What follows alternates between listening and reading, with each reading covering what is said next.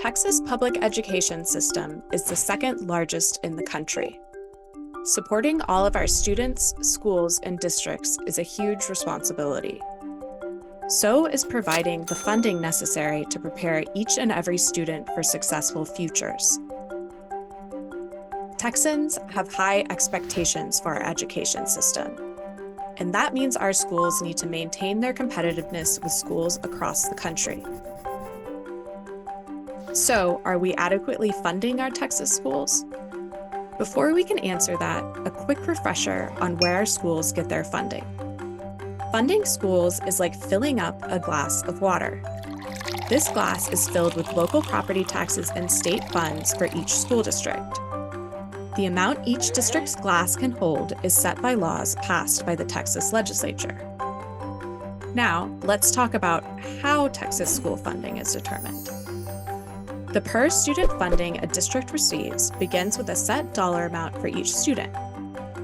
This is known as the basic allotment, which is set at $6,160. Schools receive additional funding based on specific student demographics and district characteristics.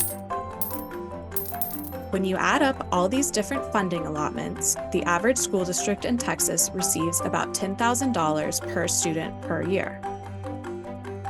How does school funding in Texas stack up to the rest of the country? Despite our thriving economy and dramatic population growth, Texas still spends $3,000 to $4,000 below the national average and ranks in the bottom 10 states in student funding. Our glass could be bigger. It should be bigger, much bigger. According to a Quality Counts report, Florida invests $1,100 more per student. Alabama invests $1,700 more.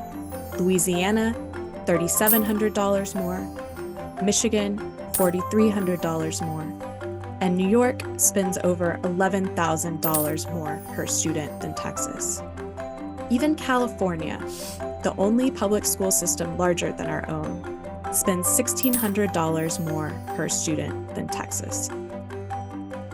So if school funding in Texas is like filling a glass of water, in Louisiana, it's more like filling up a jug of water.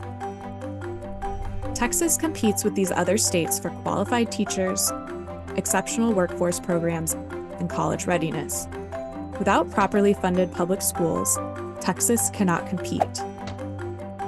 We impede student success, and we weaken the future economy of Texas. We are falling behind. Tell Texas lawmakers we must do better, because investing in public education is investing in the future of Texas.